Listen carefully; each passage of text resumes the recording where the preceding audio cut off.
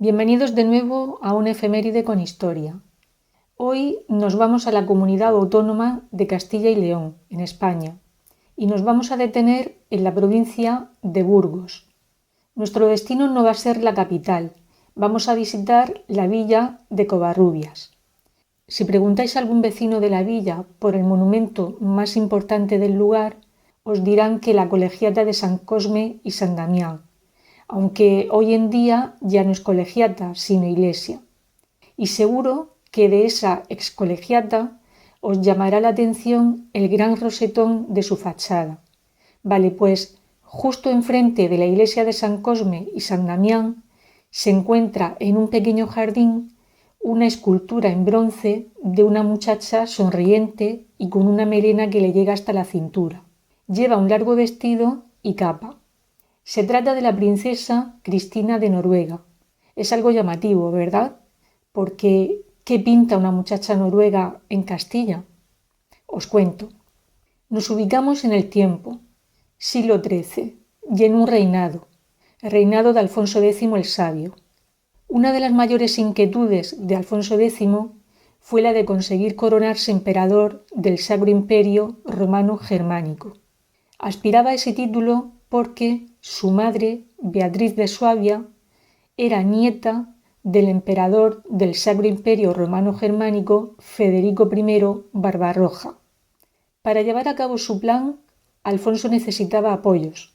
Pensó en que un buen apoyo sería aliarse con el rey de Noruega, Haakon IV. Parece ser que la influencia de este rey noruego era algo indiscutible entre los monarcas de su tiempo, y además era un reino cercano a Alemania. ¿Y qué obtenía como compensación el rey de Noruega a cambio? Pues una buena relación con la península ibérica le permitiría abrirse a los reinos del sur de Europa. ¿Para qué? Pues para establecer relaciones comerciales. Al mismo tiempo conseguirían el control de la ciudad imperial de Lübeck. Con el control de esta ciudad, Noruega accedía a los cereales del Báltico, algo que era muy necesario para los noruegos. En realidad existían ciertas similitudes entre ambos monarcas. Alfonso X tradujo al castellano textos en latín y en árabe, mientras que Haakon IV tradujo textos de origen latín y francés al noruego. Ambos estaban de acuerdo en estrechar relaciones, y uno de los métodos para conseguirlo era establecer alianzas matrimoniales. Haakon IV tenía una joven y bella hija, se llamaba Cristina. El primer contacto entre la corona de Castilla y Noruega se produjo en el otoño del año 1255. En aquel año llegó a tierras castellanas una embajada noruega, y en la primavera del siguiente año esa embajada volvió a su país, acompañada en esta ocasión por emisarios de Alfonso X. Entre estos emisarios estaba Sira Ferrand. Esta persona encabezaba esa expedición castellana. Su interlocutor en Noruega iba a ser Peder de Hamar, lo cual fue una casualidad porque ambos ya se conocían cuando coincidieron como estudiantes en la Universidad de la Sorbona de París. Por lo tanto, era un buen comienzo para esas negociaciones. Los emisarios castellanos regresaron a la península ibérica con una propuesta formal de alianza que se ratificaría con un enlace matrimonial entre las dos casas reales. Por la parte noruega, la princesa Cristina. Pero, ¿y por la parte española? Sobre este punto, Haakon IV estableció una condición. Sería la princesa y su séquito los que escogieran entre los pretendientes.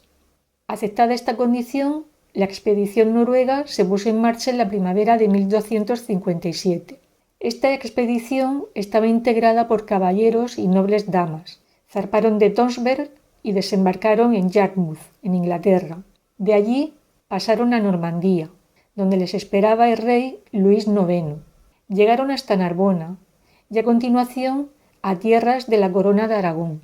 La comitiva fue recibida por el rey Jaime I. Este rey debió de quedar impresionado por la belleza de la princesa Cristina porque hubo una propuesta de matrimonio por su parte. Pero en su contra pesó la gran diferencia de edad.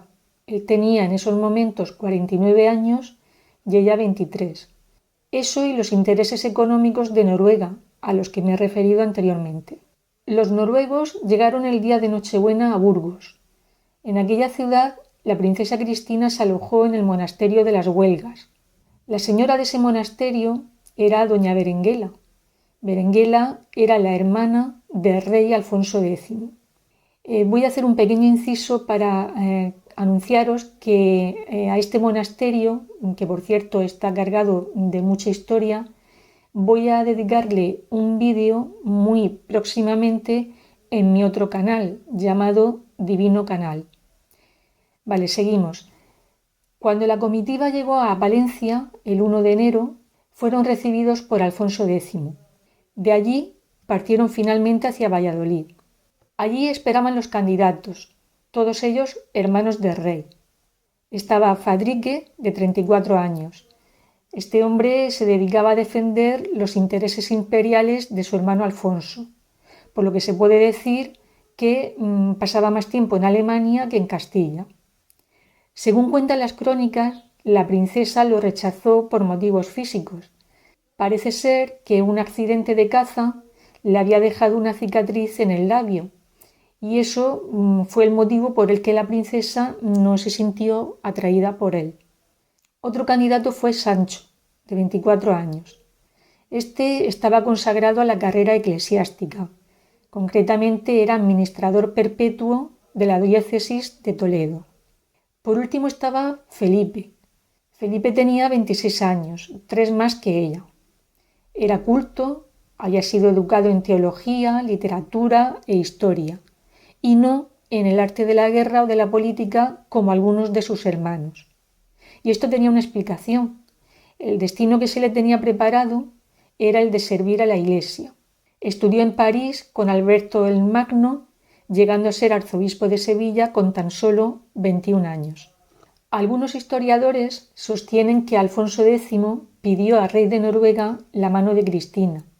Por aquel entonces, Alfonso estaba casado con doña Violante, pero ésta no le daba hijos, por lo que dirigió su mirada a la princesa Cristina. Pero cuando ésta viajaba hacia Castilla, la esposa de Alfonso finalmente le dio un hijo. Felipe fue el elegido por Cristina, y Felipe, deslumbrado también por la belleza de la princesa, no le importó abandonar su vida religiosa. Se casó con ella en el año 1258, en la colegiata de Santa María la Mayor de Valladolid. Se fueron a vivir al Alcázar de Sevilla, al sur. Ella era del norte de Europa, no estaba acostumbrada al calor de esa ciudad, echaba de menos su país, y esa nostalgia pues realmente no la ayudó cuando contrajo unas fiebres. Murió con 28 años y sin descendencia en 1262. Antes de morir, su esposo Felipe le prometió construir una capilla en honor a San Olaf, el patrón de Noruega, y prometió construirla en tierras castellanas. Pero Felipe incumplió su promesa. La princesa Cristina fue enterrada en lo que fue la colegiata de San Cosme y San Damián. Os preguntaréis que ¿por qué allí? Pues porque Felipe le tenía un especial cariño a aquel lugar. En aquella colegiata ejerció como abad durante su etapa clerical. Lo curioso es que no fue hasta mediados del siglo XX, concretamente hasta 1958, cuando se supo que los restos de la princesa Cristina se encontraban en la colegiata. El sepulcro, que se encontraba tapiado por una pared, se encontró de forma casual cuando se llevaban a cabo unas obras de remodelación. Se encontraron con un sarcófago pétreo en cuyo interior se hallaban los restos de una mujer muy alta, concretamente medía 1,70, y por los ropajes que vestía se intuyó que procedía de un elevado linaje. Su cabello rubio se encontraba intacto, al igual que sus uñas rosadas. Junto al cadáver se halló un pergamino con versos de amor que su esposo le había dedicado. Parece ser que componía poemas para ella con cierta frecuencia. Curiosamente, Felipe no fue enterrado en el mismo lugar que Cristina. Él descansa junto con su segunda esposa, Inés Rodríguez Girón, en la iglesia de Santa María la Blanca, en Villalcázar de Sirga, muy cerca de Carrión de los Condes, en la provincia de Palencia.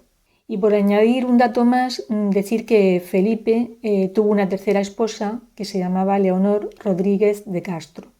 Fue el párroco don Rufino Vargas quien dio a conocer el hallazgo de los restos de la princesa. En 1967 viajó a Tonsberg. Allí dio una conferencia sobre el hallazgo y obsequió al ayuntamiento de Tonsberg con un pedazo de seda rojo perteneciente a la mortaja de la princesa. Esa reliquia se conserva en el ayuntamiento de Tonsberg.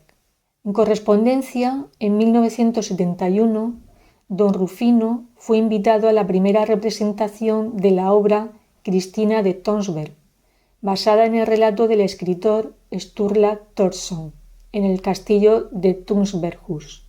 Esa obra fue estrenada en Tonsberg como parte central de los festejos con motivo de la celebración del 1100 aniversario de la ciudad, que había elegido a la princesa Cristina como símbolo de dicha ciudad. En 1978, la Casa Real Noruega visita Covarrubias, coincidiendo con los actos conmemorativos del milenario del infantado de Covarrubias, celebrándose grandes festejos en honor a la princesa y la Embajada de Noruega. En 1992 se creó la Fundación Princesa Cristina de Noruega. El objetivo de esta fundación fue el cumplir con la promesa de construir la ermita de San Olav en Covarrubias. Esta ermita, de estilo noruego, de madera y metal, en un edificio de apariencia futurista, se levanta en un prado en mitad de la naturaleza, en el Valle de los Lobos, que se encuentra a 3 kilómetros de donde yace Cristina. A día de hoy sigue teniendo flores frescas a sus pies. Entre las funciones de la Fundación Princesa Cristina de Noruega se encuentra la de mantener y cuidar la escultura de la princesa y la de mejorar las relaciones culturales entre ambos países. Se ha escrito alguna novela sobre la princesa, por ejemplo, La flor del norte de la escritora Espido Freire.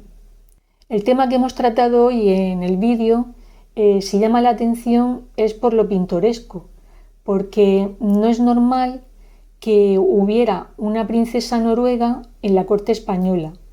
Desde luego su trascendencia política quedó en nada, porque Alfonso X no pudo conseguir su objetivo, que era el ser emperador del Sacro Imperio Romano Germánico, además de que no hubo descendencia, como ya he comentado anteriormente. Y bueno, pues con esto hemos terminado. Si os ha gustado el vídeo, le podéis dar al me gusta y suscribiros a mi canal, Una efeméride con historia. Hasta el próximo día.